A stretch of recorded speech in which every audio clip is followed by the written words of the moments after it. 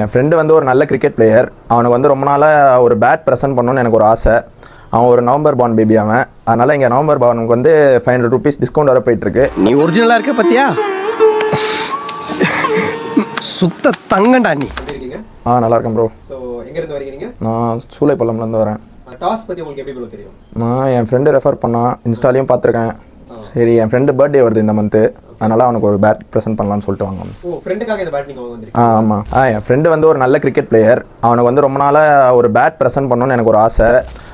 அதுக்கேற்ற மாதிரி என்னோடய இன்ஸ்டாகிராம் பேஜில் வந்து டாஸ்ட் ஃபீடு வந்துச்சு.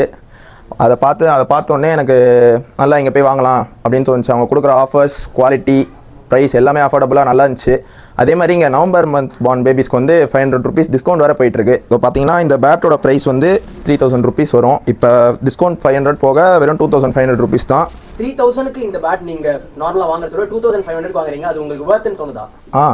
வேர்த்து தான் ப்ரோ. இது பேட் குவாலிட்டியும் நல்லாயிருக்கு, எனக்கு ரொம்ப பிடிச்சிருக்கு. அதுவும் இல்லாமல் ஓகே, உங்கள் ஃப்ரெண்ட்ஸ் யாராவது இந்த பேட் யூஸ் பண்ணுறாங்களா?